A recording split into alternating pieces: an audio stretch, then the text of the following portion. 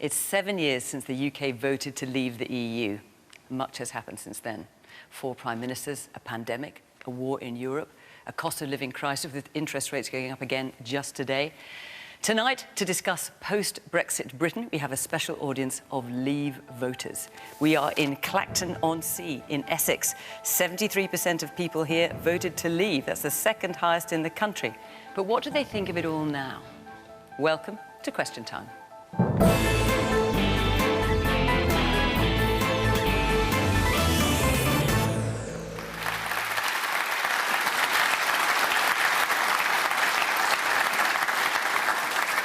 On our panel this evening, we were unable to get any government minister to come on the programme. So instead, we are delighted to welcome John Redwood from the Conservatives, having led Margaret Thatcher's policy unit in the 1980s. He then served in various roles in John Major's government. He's twice stood to lead his party and has been a Eurosceptic all his political life. From Labour, Jenny Chapman was a minister in Labour leader Keir Starmer's shadow Brexit team, was then a key advisor in his leadership campaign, is now a live peer and sits in the shadow cabinet. Despite Keir Starmer's previous strong support for Remain, the party position is now that Britain's future is outside the EU. Ben Habib moved here from Pakistan as a teenager. He worked in finance and then founded his own property company. In 2019, he was elected to the European Parliament for the Brexit Party until the UK left the EU. He's now a member of Reform UK and believes a proper Brexit hasn't really happened yet. Alastair Campbell spent many years as advisor to the Labour leader and then Prime Minister Tony Blair. As well as being a passionate Remainer, he's a strategist, podcaster, mental health campaigner and writer of many books, the latest about how to get involved in politics. And here to provide sober analysis is Professor Anand Menon, who's director of the think tank UK in a Changing Europe. That's the wide-ranging body of academics who study and scrutinise the issues facing the UK since leaving the EU.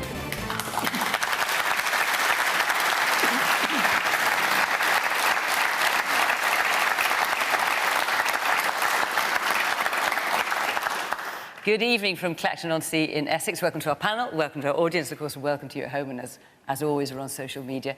Now, I wanted to start, first of all, by telling you a little bit about all of you, about our audience here this evening. And as I said earlier, all of you voted to leave the EU back in 2016. Now, clearly, some views have evolved since then. And so to reflect that, and in consultation with the BBC's polling expert, Professor Sir John Curtis, nearly 70% of you still believe that Brexit was the right thing to do, though you have a variety of views on how Brexit is working so far. About 20% of you would vote differently if asked now, and about 10% of you are unsure. So in terms of political representation, it's the usual Question Time audience, so it's a broad reflection of the electoral map in England, so obviously you have Conservative voters, Labour voters and other parties as well. All right? Got that? Right. Let's take our first question from Jane Field. Good evening. How much is the cost of living crisis down to Brexit? John, kick us off. Well, it's not at all. The cost of living crisis is something which has hit the United States of America, the United Kingdom and the European Union countries. Some of the other European countries have considerably higher inflation than us, well into double figures. Others now have inflation a bit below ours. I think our price control system on energy has held up the fall in inflation, which should be coming quite soon. And I think it was a dreadful mistake by the 3 major central banks of the West. I think the Federal Reserve Board, the Bank of England and the European Central Bank all made the same mistake. They printed too much money, they bought up too many bonds, they depressed interest rates too far for too long, they created a money and credit explosion. And that filtered up. They now tell us it was about the war in Ukraine, which undoubtedly hit energy and edible oil prices for a bit.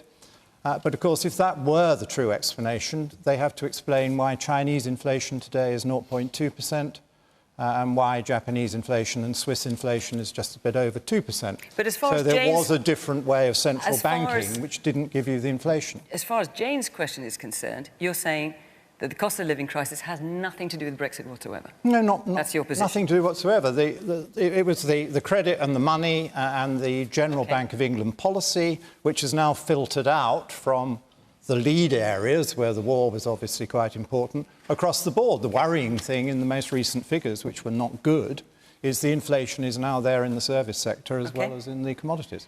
Jenny, do you share that view? Nothing to do with Brexit? It will shock you to learn that I do not share that view.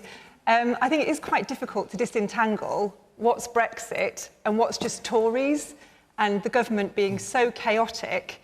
The events of last autumn were an extreme example, but what we've seen is 13 years of a pretty neglectful attitude towards public services, towards the government, towards integrity and running this country properly. So when people are now looking at their mortgages and they realise that they're going to have to be paying the best part of £3,000 more every year to stay in the same house, they're very angry. And the cost of living crisis that we've seen so far is nothing compared to what is about to hit very many families in this country. So how much of that is Brexit? How much of it is a chaotic government? I think it's very difficult to disentangle. But I presume you have tried to disentangle it, so how would you differentiate? There are certainly things that, because the government left the EU in the way that it did and got the bad deal that it got, things like our food and drink manufacturers are crying out for a better deal because they want to be able to trade without having to fill in one set of forms over here, another set of forms over there. The whole point of Brexit, as I remember, was about getting rid of some of this red tape. Actually, we've doubled it for a lot of our manufacturers, and food and drink is our biggest manufacturing sector in the UK. It's a really, really important industry for us, and it directly impacts the prices that we're paying at the till. So there are things that have happened because of Brexit. But I think now what we're seeing actually is a penalty after 13 years of Tory government. OK. Now, listen, I want to hear from all of you as well. You're sitting there very quietly, so get your hands up if you want to put your 10 penneth into this. Yes, we'll come to you. Let me get a microphone to that man at the back and that man there, and then, Anand, let's come for you. So John is saying it's got nothing to do with Brexit whatsoever. Jen is saying it's got something to do with Brexit. What would you say, Anand? Well, I mean, what I'd say first and foremost is the cost of living crisis is not driven primarily by Brexit. It's driven, and it was started by international factors, the war in Ukraine, the tail end of COVID. That's why it's hit the whole of Europe equally. But I think it's hard to argue that Brexit hasn't had an impact and made it slightly worse than it wouldn't have been for at least three reasons, I think. One, the devaluation in the pound we saw after the referendum has made imports more expensive because the pound went down, and that fed into inflation slightly. Secondly, making trade more difficult, which Brexit did, is also going to have an impact on prices. And thirdly, ending free movement has meant that labour shortages that are there for a variety of reasons, a lot of them to do with COVID, have again been slightly exacerbated. So Brexit isn't the main cause, but it's certainly an element that accounts for some of the cost of living crisis. OK, well, let's hear from some people in the audience. The man there in the white shirt with the sunglasses. Yeah. I think it's hard for people to understand that Brexit can't be causing a cost of living crisis when me, as someone who runs a business, is being directly affected by the rise of import costs and the costs of getting IT equipment, for example, which is what I predominantly sell, into the UK, is becoming more difficult and more expensive, and that I'm having to pass them expenses on to my customers, and that's part of the cost of living crisis. And is that something that you expected to happen? We didn't forecast it as bad as it has been. When COVID hit, everything went down in price and things were picking up really well for us, and now we've come out of that. The import fees have gone up again, and it's really difficult to get past the red tape that's in place when we've got all of our stock sitting in the Netherlands and sitting in Belgium, and lead times are higher and everything's just generally more expensive. And we, as a small business, can't compete with the big players, such as, the high street shops that can sell them for a much better wholesaler price because they've got agreements in place from previous relationships. OK. The man there in the blue shirt. In 2016, we were told we were going to be 350 million better off on the side of a big red bus. We're now asking people who still believe in Brexit to say, prove it hasn't got any worse.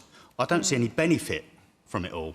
So the way you're phrasing that question, I'm assuming that you would vote differently now. Very much so. And just tell me why that is. I don't see any benefit when I look back at the government that we had then, and I look at David Cameron and who was involved then, and now I look at the government that we've got now, I look at, you know, Boris Johnson, Nadine Dorries, Jacob Rees-Mogg, that type of government, I've got no faith in them. OK. Alastair? I think that the point you're making there, and the point that the gentleman there has made as well, you were lied to, I'm afraid. You were lied to. You were told that it would be pain-free. You were told that it would all be upsides, no downsides. You would be told that getting a deal would be easy, that it would be straightforward to leave. You were told that we'd get the money on the health service. And lots of the things that you were told would happen, such as a trade deal with the United States, have not happened. And lots of the things that you were told wouldn't happen have happened. Anand mentioned the loss of 10% in the value of the pound. We've not recovered from that. You were told there'd be more investment. Investment has flatlined. We were told it would be a boost to productivity. Productivity has flatlined. Trade has been hammered. And I hear the story that this gentleman has told virtually everywhere I go, particularly from small businesses, who are drowning in red tape. And I'm afraid that, look, I understand why a lot of you guys voted for Brexit, because you felt that Johnson, Farage, these con men were coming along, offering you something that was going to make your lives better. And I was in a school today, just a few minutes away from here, Clacton Coastal Academy. Really bright kids, really nice teachers, fantastic school in a very tough area.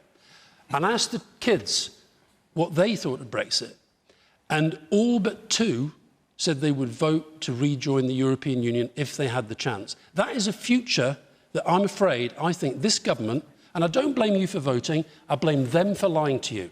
They lied, they've not been properly held to account. Johnson's gone for lying about COVID. He's still not properly been held accountable for Brexit. And we're all of us paying a higher price in our cost of living and everything else because of the lies that we were told. Ben, I'm not sure if you're one of the con men that Alistair's referring to. Well, let me deal with that. To be fair to people like John and Ben, I think they've always believed in this and they've always had their reasons for it. Boris Johnson never believed in Brexit. Boris Johnson went for the referendum as a way of advancing his own career and becoming Prime Minister. Well done. He did it. Okay. The mess he's left this country in, that guy should never, ever be forgiven for it. Ben.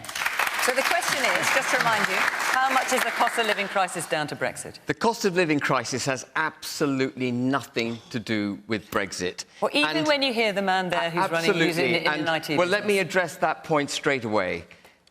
If Brexit was responsible for any greater difficulty in trade, you would expect the trade between the United Kingdom and the European Union to have diminished quite considerably since we left the EU, technically left the EU. Actually, last year, we exported more than we've ever exported to the EU, £340 billion worth of exports.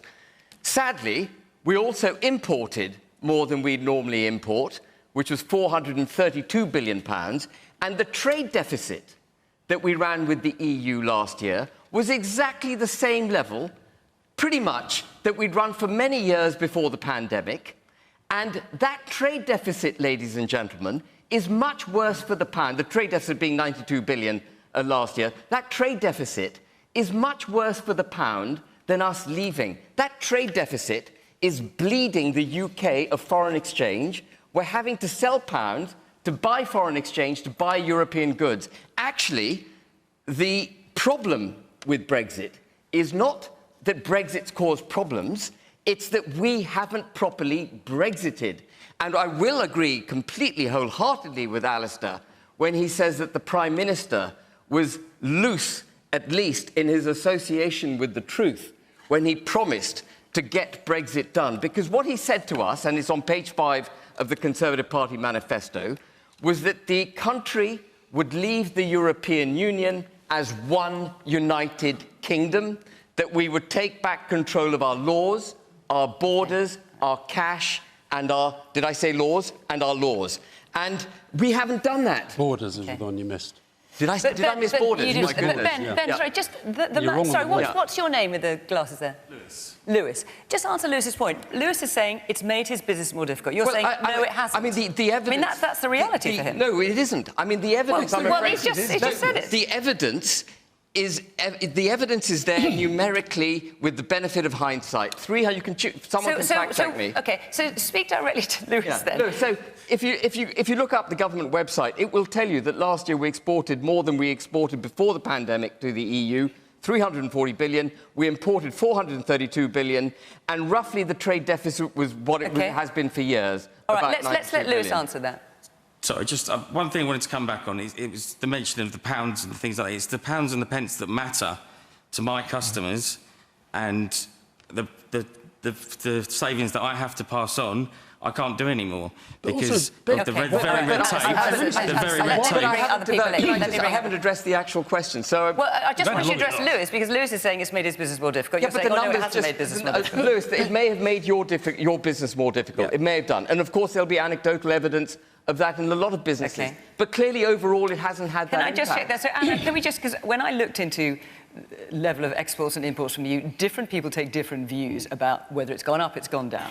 What are the facts in this? I mean, there are government figures on it. I mean, there are several things to say. Firstly, yes, trade hasn't performed as badly as I think some people thought pre-Brexit it would. But the crucial thing is, if our trade hadn't been as affected by Brexit, we would see our trade performing like that of our nearest comparators. And what has happened post-COVID is there is a gap between our trading performance and theirs, because theirs has gone up significantly more. And it's very hard when thinking about that to think that's anything other than... No, but Anand... OK, I'm going to let other people come Just on Ben's other point, it seems curious when you're talking about we didn't leave properly. I mean, Lewis there is saying there is red tape. By leaving properly, as you say, you're adding tariffs onto that red tape. You're making his life harder and more expensive. OK, well, let's hear... I'm just going to hear a bit from Ben. Forgive me, I'm going to hear a bit more from the audience. Well, you spoke at some length, so forgive me. The woman here in the blue. Sorry, it just makes my blood boil when I keep hearing that same thing about the fact that we were lied to. You know, that's just not the case. We didn't believe that. I certainly never believed that. I wanted out to be sovereign, to not be encumbered by the EU.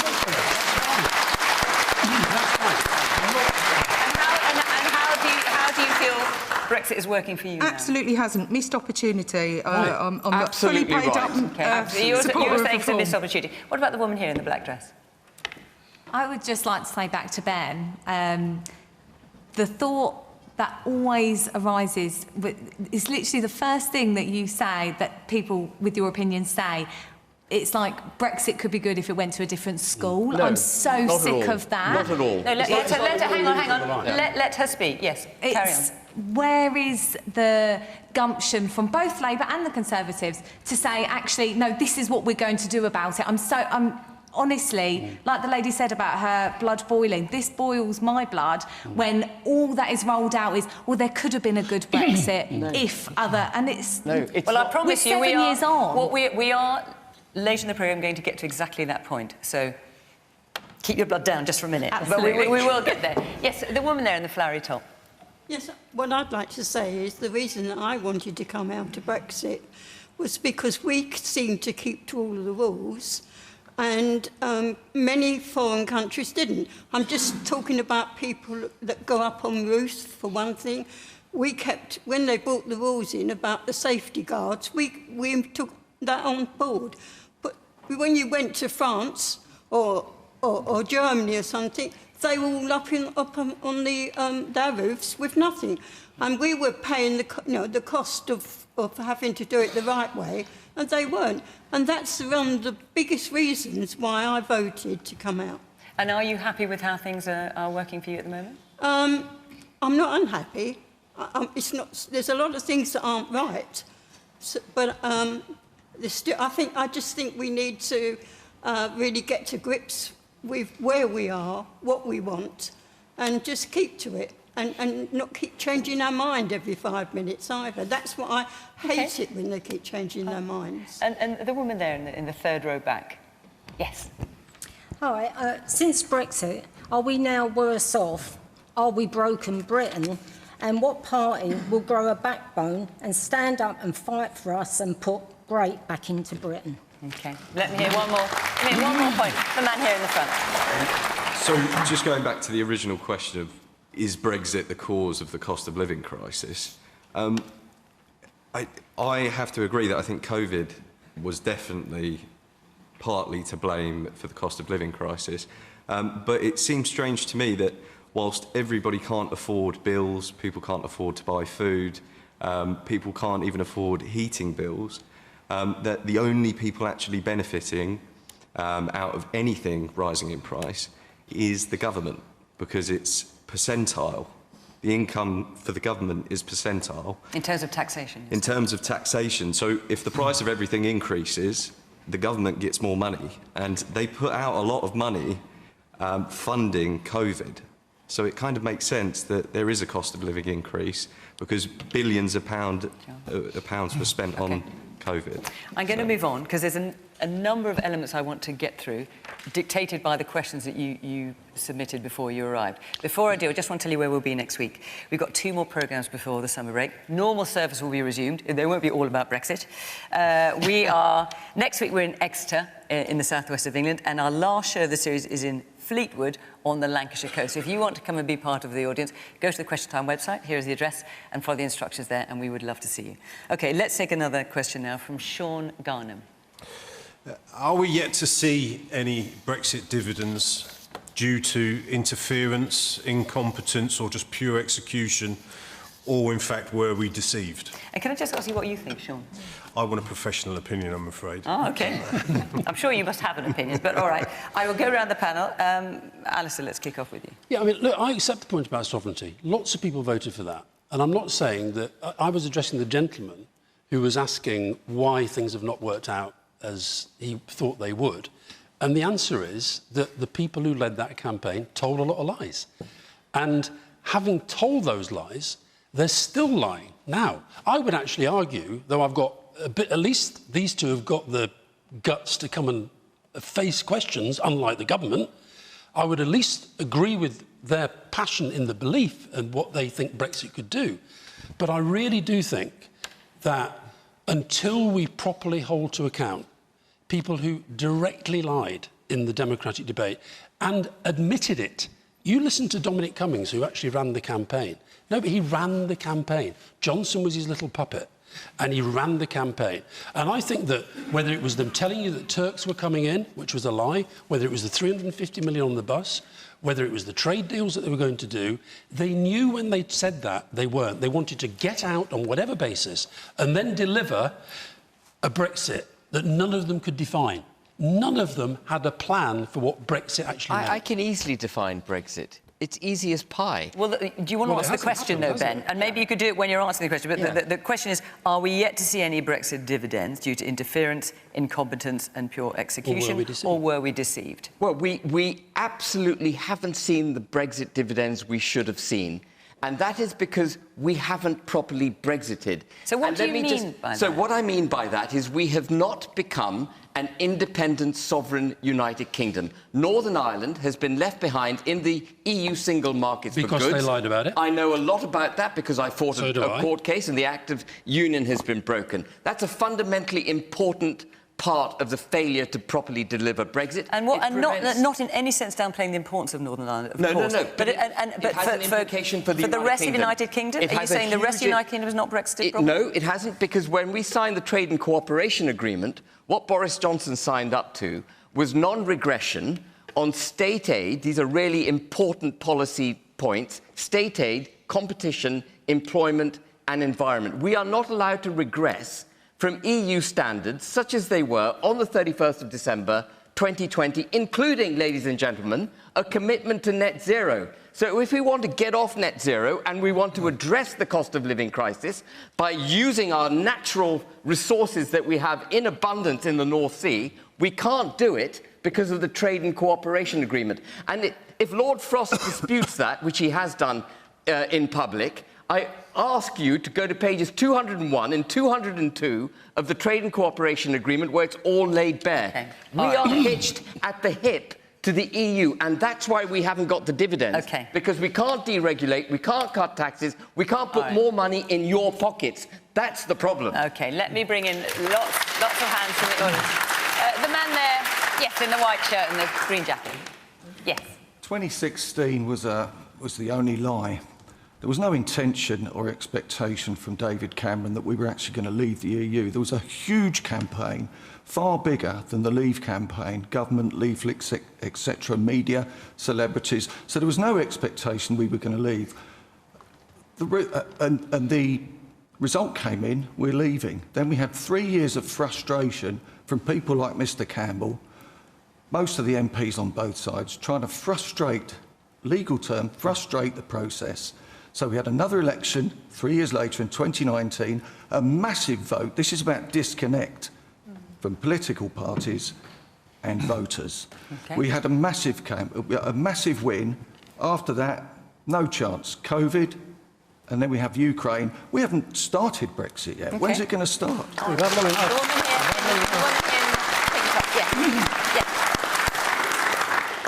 Yes. The thing is with the government, they're not talking to anybody.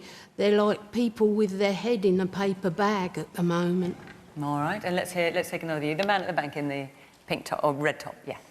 I need to say to Mr Campbell that I have, throughout my sweet life, been lied to by the elite politicians that we have elected. For whatever reason. Right, so a plague on all their houses, you're saying. Now, I beg your pardon? Now, I know there are people in the audience who have changed their mind about how they voted and did feel deceived. I haven't heard from them yet. We've heard from people who feel that we haven't had a proper Brexit, but... Oh, so we heard from one, but I want... Forgive me, sorry. But let me hear from a couple more voices. I want to make sure I get a range of views. And also, people are still a bit undecided. So, yes, you presume no one in the pink top there. Yes. Well, I believe that the majority of the 17 million that voted for Brexit were for genuine reasons, for the underlying principles about our sovereignty of Parliament. It wasn't because of a political slogan on the side of a bus. And do you feel the question benefits, apparently those benefits have never actually materialised anyway. You know, the forecast of a saving of 10 billion, and that was actually downgraded by the Institute of Fiscal Studies to about 5 billion a year. In the context of the national health budget of 400 billion, it was never going to make that difference anyway. OK. And there's also people who are still undecided. You think it's too soon to say who? Yes, the person there in the green top. The problem with Brexit is that it was meant to be everyone's Brexit, whether you're Labour or Conservative, and the problem with it was moulded in the Tory right, so no Labour's views got included in that process. I think it would have been better to have everyone come together to make a Brexit for everyone, but it was just obviously hijacked by the Tories. So. And how do you feel it's working so far? Or rather, the question, sorry, forgive me, the question is, are we yet to see any Brexit dividends, or were we deceived? Yeah, we're not seeing the Brexit dividends. I mean, they were meant to curb immigration. What is it, like 130 or 140 million to Rwanda, and no one's gone there yet? I mean, we could have used that towards stuff in the country, or maybe helped those living on the boats, you know, have a centre for them. OK. So, John, are we yet to see any Brexit dividends due to, Sean, you're saying interference, incompetence and poor execution, or were we deceived? Well, we've seen some, and I'd like to see many more, and there are many more opportunities to be taken, and I live in hope. But let's so take the money. What dividends have we seen? Let's take the money, first of all. We're already getting big savings. They are going on a spending spree in the EU. They're just raising 800 billion of borrowings to finance their big next programme. We won't be on the ticket. We won't be responsible for all that debt. They're just proposing another 66 billion on this year's budget. We won't be responsible for a share of that. The amount of money on the bus for the NHS, 350 million, we more than put that aside. The NHS is getting a lot more extra than that in the last 3 years. Part of that was COVID, but part of it was government decisions about increasing the amount of money going into the health service and anticipating the big reduction in outgoings to the EU, which we are going to be enjoying. So I think the money is a very big win. We will have control over the money. I think the transitional settlement was too dear for my liking, but it's almost behind us. And what then about we get trade the, deals, we get the really big... So, well, on for trade example, we were deals, promised yes. a big trade deal with America. Fantastic. There's no sign of that. Well, no, I didn't think there would be. But, well, we said there would be, John. Not with President Biden. There would be. But there is a very big one with the Trans-Pacific Partnership, which is an area of 500 million people with big rising prosperity and plenty of trade. John, you were elected. In 2019, you were elected on a manifesto that said there would be a quick trade deal with the United States of America. So where is it? Well, I didn't say that. The manifesto that was your manifesto. So Don't feel about that. It is. But no, look, don't crowd out any attempt to explain to people that quite a lot of things are going right with Brexit. The only benefits you've given us are things that we haven't had to do. The TPP is very important, and it's an example of the kind of trade deal we can do now we're independent, because it has a very important chapter on services. Now, we are one of the world's biggest, second biggest, I think, service exporter. And our services are at record levels and they're growing very quickly.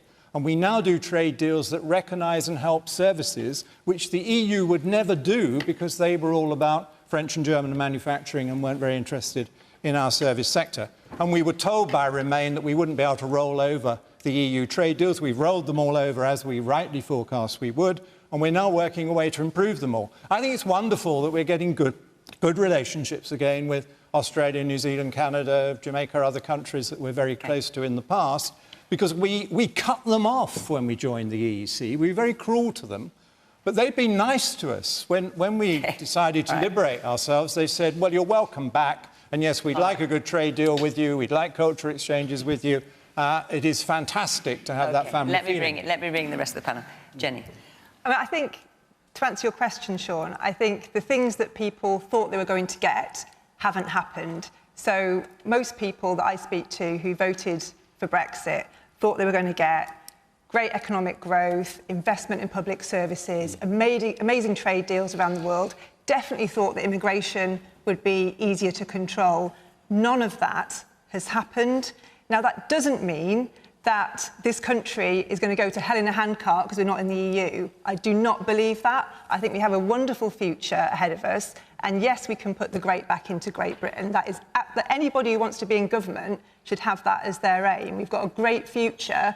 But what you cannot have is this kind of mess of a government who are more concerned about peerages for their mates and partying during lockdown and then lying about it. They're spending far, far more time on those things than they are on fixing the deal, getting us in the Horizon programme, sorting out some of the problems that they've caused in our relationships with our nearest neighbours, because whatever you think about Brexit, you've got to get on with your neighbours, right? Because you want to have a good trade arrangements with them. And if you have good trading relationships with your nearest neighbours, you stand a lot better chance, and if you stick by the deals you made as well, by the way, and don't go back on them in a matter of months, stick by your deals, you've got a much, much better chance of getting those good trade deals with people like the Americans in the future. So, Anand, are we yet to see any Brexit dividends, or were we deceived? And what about John's point about services being at record levels? Well, let me deal with services. Our trade in services has held up really, really well. And I think, paradoxically, one of the reasons for that is COVID. And by that I mean, it's quite hard to go and sell services in the European Union now, but one of the things COVID made us very good at is doing things virtually. And I think what you find is a lot of people, like in my profession, academia, if it's a bit of a hassle to get yourself a visa to go to Belgium, you do the lecture online. So a lot of services trade has managed to find ways round the frictions that Brexit has induced. So I think it's true. Services trade has held up. But is it at record level? It's fine. Yeah, it's high. I mean, I think held if you control for the impact of inflation, I don't think it's at record levels, but it has held up pretty well. And just on benefits... And it doesn't have a deal with the EU. We do not have a deal with the EU on services. Okay, Ben, let's let Anand answer. We don't have a comprehensive deal, but it does cover parts of services. No, it doesn't. No, the services are outside the trade and cooperation agreement. Let's leave that and move on to the benefits. On benefits, I'd say three things. Firstly, immigration.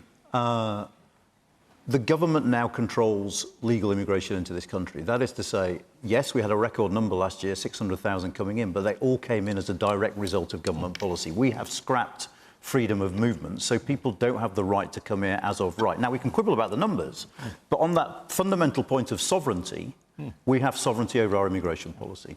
Secondly, our laws. There's quite a lot we could do when it comes to our laws. Take one of, I mean, you would hope as an independent country we could come up with an agricultural policy that's better than the common agricultural policy of the EU, okay? But actually here, the government hasn't acted particularly fast. We've got a new regime. almost in place, but not quite. Farmers are facing uncertainty about subsidies. Here, I think it's government failure. And as the gentleman at the back said, understandable to an extent, because we've been through a lot since 2016. We had 3 years arguing about Brexit, then we had COVID. Things are going to take time. The final thing about Brexit benefits, I'd say, and this is the thing that annoys me most, I think, is one of the things for me about the referendum was it was a call to do things differently. It was a call from parts of the country that don't normally get listened to and were frustrated to say, hang on a sec, we need to do things differently. And we had slogans on the back of it, like levelling up. There, I think government has let places like Clacton down. We have seen no improvement whatsoever, despite the fact that we had that very clear clarion call in 2016. Things have got to change, and that, for me, is the single greatest failure of this period to date. OK.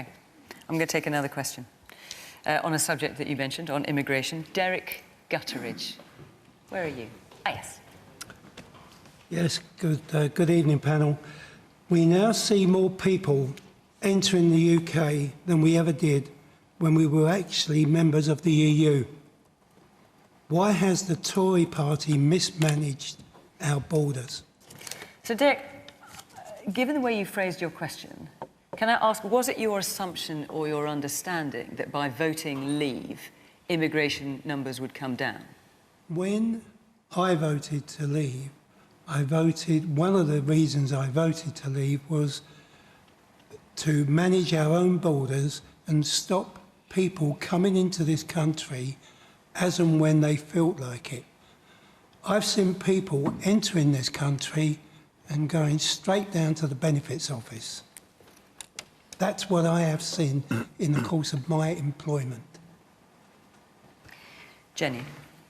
I mean, I think there's no doubt that this government's lost control of this, completely lost control of legal and illegal immigration.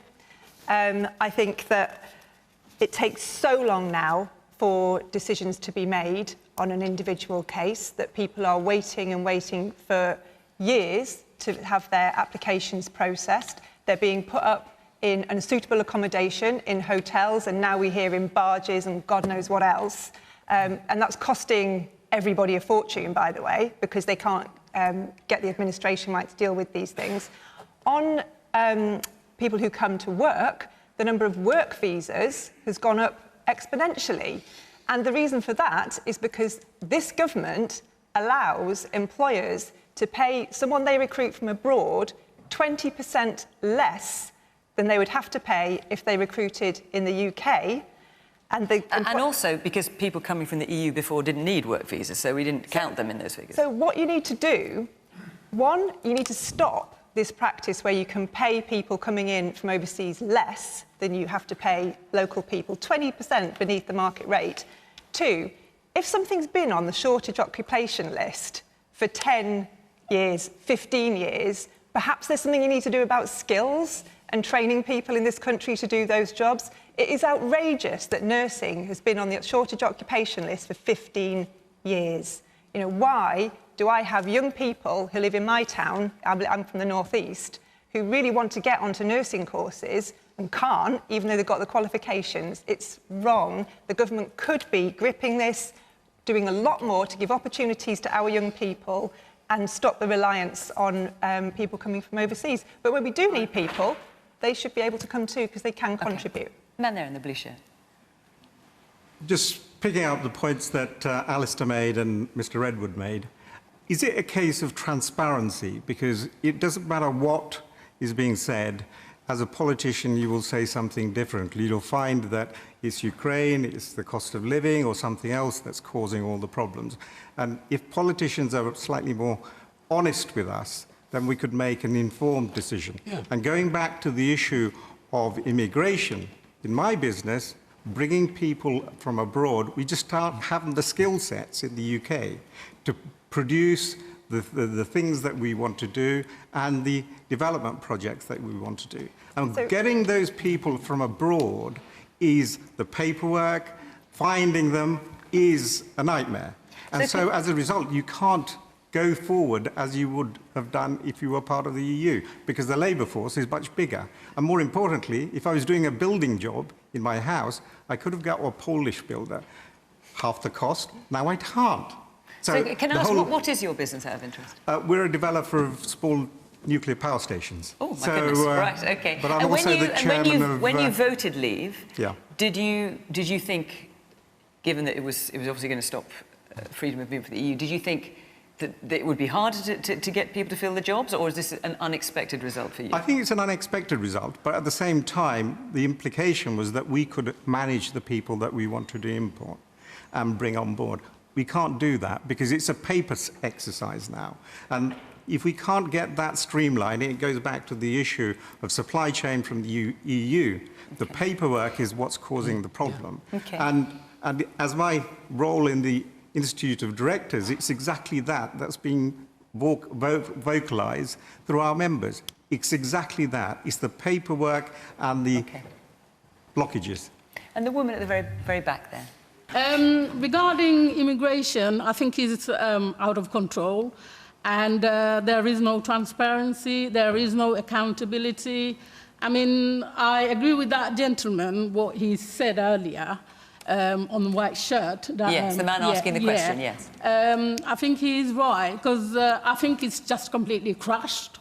Right. And did you think that immigration would be lower when you cast your vote back in 2016? Yes, I did think one of the deals was take back control. Control, there is no control. Okay. I don't even know who's in control. Ben? Well, I wholeheartedly agree. You know, at the heart of being an independent sovereign nation is having control of your borders. If you don't have control of your borders, you can't claim to be sovereign. But when it comes to legal migration, the government does. Yeah, so to the economic point, on legal migration, it's a fundamental failure of governance that your government before the current Conservative government and the Conservative government in office at the moment have failed to have a coherent policy on skilling up, automating, increasing productivity of domestic British citizens. And they've relied on immigration as the easy fix to the absence of an integrated policy in the United Kingdom. So, for example, at the moment, we've got 1.5 million job vacancies. We've got unemployment at an all-time low, and unemployment only measures those people who are actually looking for a job. But we've got record numbers of people on universal credit. We could address all the demands of the employment market if the 5.9 million people, and that was 3 million before lockdowns, 5.9 million people were properly brought back into the workforce. So the reason we've got rampant, unchecked, legal migration is because the government hasn't got joined up thinking on how to skill up our own native But Ben, population. just 2 points. Obviously, people can work on universal credit, and a lot of people do work on universal credit. They do. And then just, the National Farmers Union has talked at some length about fruit rotting on the trees and vegetables rotting in the ground. There was a Pick for Britain campaign in 2020, you may be familiar with it. It was scrapped just a year later because only about 8% of the 70,000 jobs on offer were taken up by British people. Yeah. So if people don't want to do them, how are you going to convince them to do them? It comes back to how you get people back into the workforce. And one of my But that was an effort to do it, didn't work. Well, one of my biggest criticisms of this government, which is a point I've made on this programme, I think, a year ago, was that it no longer pays to work in the United Kingdom if you're a low-skilled worker. Taxation, thank you. Okay. Taxation rates are so high, it just doesn't make sense. All right, let me bring in Anand here. So we've heard from two people there, at least two people, who when you vote to leave the EU, you thought that a result of that would be, amongst other things, that immigration would come down. And as we know, net immigration was 330,000 at the time of the vote in 2016. It's a record 606,000 now. I mean, to be fair to the Leave campaign, as far as I can recall, Vote Leave never said we'll reduce numbers. They said we will take back control of immigration. The Tory manifesto of 2019 said overall numbers would be lower, but the problem there isn't with Vote Leave. The issue is... Well, except at least two people had the perception that that's what was going to happen. But into the official Leave campaign... Michael Gove said they'd reduce them to tens of thousands. That's what Michael Gove said. And David Cameron said that too, actually. I'm not sure he said that during the campaign. But moving on aside from that, why are the numbers so high? There's several reasons. Firstly, there is one-off stuff. A lot of the immigration numbers at the moment are people coming from Ukraine that we're taking generously in because of the war. A large number of people coming in are people from Hong Kong, who, again, we gave a separate scheme to because of the clampdown by the Chinese. A lot of the people coming in are students, and whatever you think of students, they leave. They'll do their course, so after the 1 or 2 years of their course, they'll go back. So an awful lot of the numbers are either people who are here on a special scheme or people who are going to leave at the end of their studies. The other reason why immigration is high is because businesses want those people here. Yeah. These people aren't coming against our will. They're coming because it's government policy, and it's government policy because we need healthcare workers. We need social care workers. Without immigration, we would not have enough people in those sectors, and even with immigrants, we don't. And so there is a demand from business. Now, it's perfectly legitimate to have a debate about whether we think the numbers are too high or too low, but at the moment, immigration numbers are a consequence of government policy rather than something that has escaped governmental control. Okay, forgive me, because I'm going to bring in 2 members of the crowd, and then I want to move on, because there's one very important question I want to get to at the end, and I want to make sure I've got plenty of time to do it. So reasonably briefly, John, if you would. Well, we are now able to take control of our borders and control our immigration. I think that is great progress. So what do you say to Derek, then, who's not very happy about it? I'm just going on to that. I quite understand why people were not expecting 600,000. I wasn't expecting 600,000. There are the special factors we just heard about, but I think we now need to use the powers we've got to say that there will be fewer people in future. One of the ironies is that the Remain campaign said that unemployment would surge and that we would become very unattractive to people from overseas. Instead, the reverse happened. Unemployment tumbled. We created a large number of jobs. I think part of the problem with this is we are now finding a lot of people Jenny, let him answer, in fairness. So what I'm saying is that it is good news we can control it. We now need a civilised public debate about what is an appropriate number, and we can change the rules, because most of these people are coming in perfectly legally. And as you've seen tonight, some employers want more, lots of other people want less.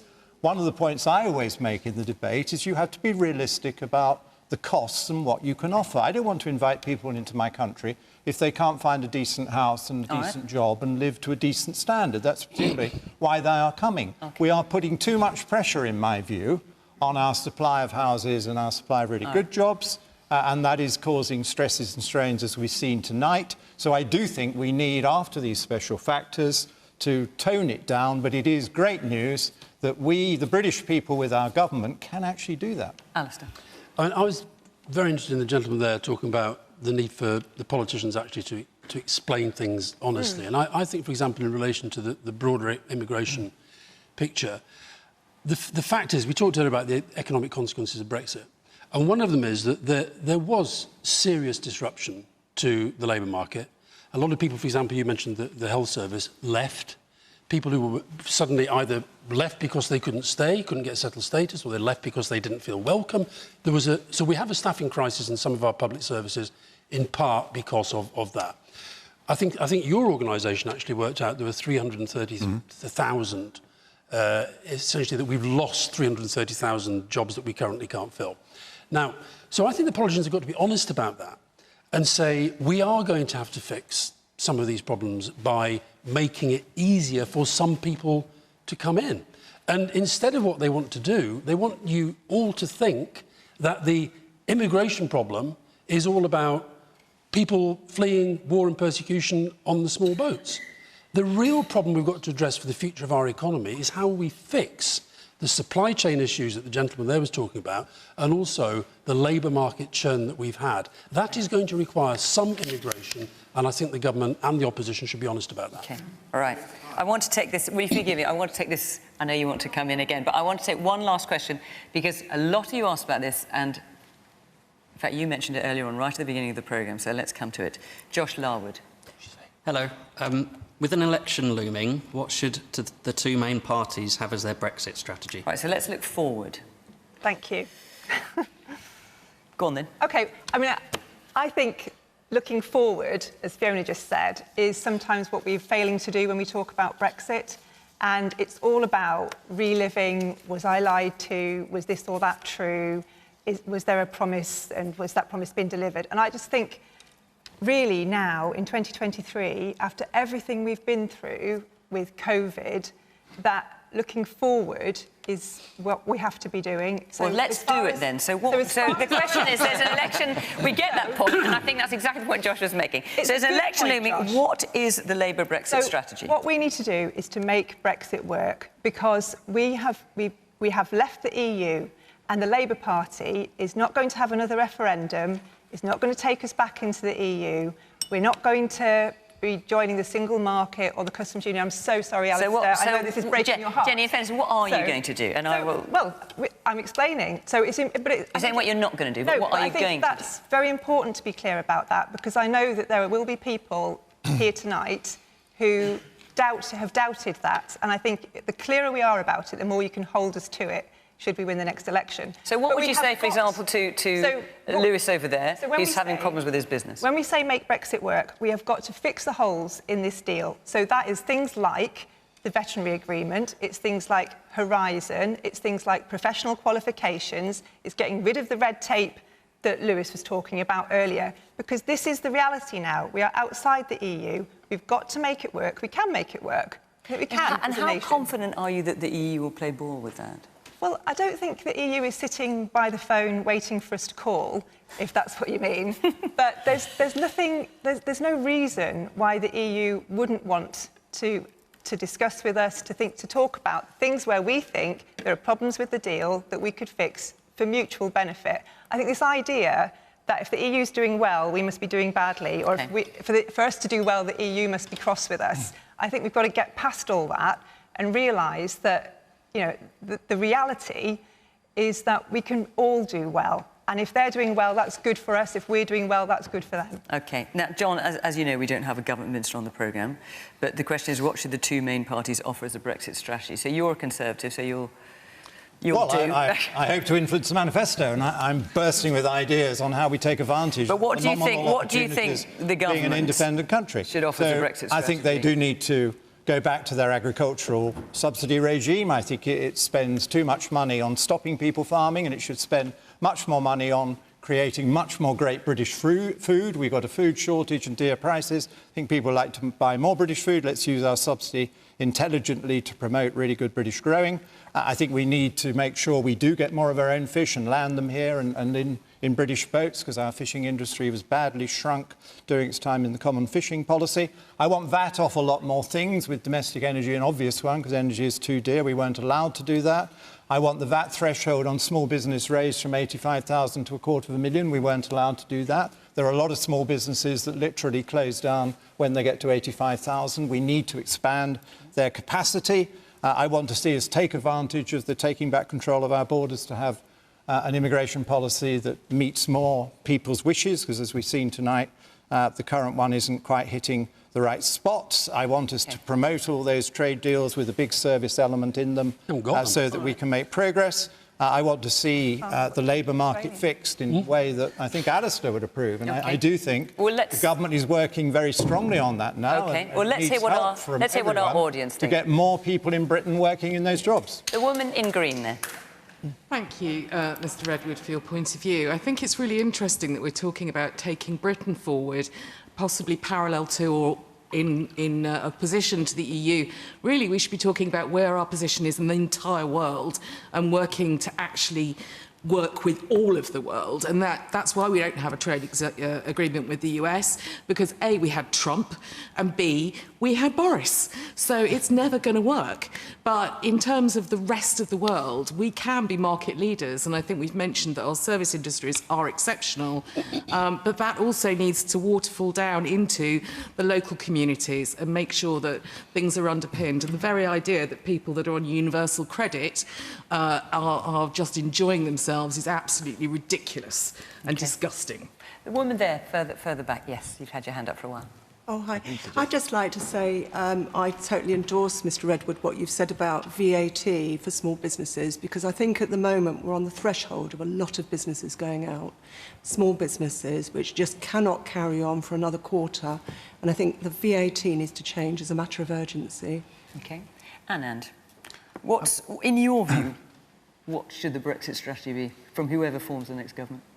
Well, I'm afraid I think the Brexit strategy will be to say as little as possible about Brexit, because both parties have manoeuvred themselves into a position where they don't want to talk about it. So I think that's what we'll get. I think that's a shame, because what both parties should do is be honest. What we've not had in this debate about Brexit from the start is any honesty about trade-offs. And there are legitimate trade-offs. If you want to be in control of your laws and your borders, that's fine. The problem with that is that Lewis is going to face red tape, because unless you're in the single market, there are going to be impediments to importing things from the European Union. It's perfectly legitimate to say, I choose the red tape. But what I would like to have 7 years after that referendum, are political parties willing to say, here are the trade-offs. This is how we will play that trade-off, and this is why. Because then at least we can have an honest debate and be straight about what Brexit means and what we're going to do about it. OK. We haven't got long, so you're going to be reasonably brief. Forgive me. Alastair. Look, first of all, I think John did a very good job there of saying what John Redwood has always believed would work for a British economy, and he's done it consistently his entire career. I do think it's worth pointing out that at a time of this anniversary, 7 years on, at a time of a cost of living crisis, not to have somebody from the government here is utterly scandalous and is a shame. And I think it's an insult to you. And I'm not going to speak about we know what the Conservative strategy is, even if they don't. But I do think for Labour, I desperately want Labour to win. They kicked me out of the party for being a bit too extreme on Brexit in their view. But the only thing I'd say is there's a famous ice hockey player called Wayne Gretzky. And he said that what made him a great player was that he always skated to where the puck is going and not where it was. And I just feel, we're here in Clacton, 20% of you have changed your mind, 10% of you are thinking about it, and those children I saw this afternoon, they all want to keep the option open that one day we will regain our future in the European Union. I understand why Labour don't want to do it now, and I'm not going to criticise them for doing that. But I think that there is a real danger, if we're not careful, we are going to reduce this country for the long term, not just to the second tier of international relations that this lady was talking about, but to the third and the fourth tier. I honestly believe this is one of the biggest acts of self-harm that we as a country have ever inflicted upon ourselves.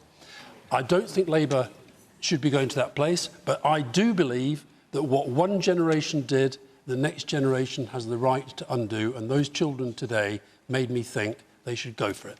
Ben. Well, first and foremost, I think the country has to leave the EU as one United Kingdom. So the first thing that needs to be done... So how would you do that, then? So the first thing that needs to be done is that the Windsor Framework, which is just another form of the Northern Ireland Protocol, needs to be ditched. Outrageous. And we need to bring 1.8 million British citizens back into the United Kingdom, first and foremost. And actually, that would sort out very much everything that's required to be sorted. Absolute rubbish. The border is a recognised border between Northern Ireland and the Republic of Ireland. It's recognised in the Good Friday Agreement. Yeah. The trade that goes across... messed up. No, you lot messed up. No, I'm the sorry. trade Anyway, that goes let's across... not get into that now, but yes. Our lot the delivered the Good Hang on, Friday. Alistair. The best way, we've got 30 seconds left, so I better let Ben Okay, let's get just something be clear on the worded. border. Leo Varadkar, Simon Coveney weaponised the border. They threatened violence. If we didn't put a border down the Irish Sea, and what we've got now is a border right down the middle of the United Kingdom. That is an abomination to me, and it should be your Brexit created. No, which your narrative created. All right. And we have to terminate that border as the first starting point. I'm afraid that's going to have to be your ending point as well, Ben, I'm afraid, because we've run out of time. I've got a lot more to say. So how was that for you? Interesting? Glad you came? All right, OK. Well, I hope you feel the same at home. That is it for this week. Normal service is resumed. Oh, I can see. Oh, you're saying. Normal service is resumed next week. We'll be covering all kinds of topics. Remember, we're available as a podcast on Sounds as well. But for this week, from Clacton, bye-bye.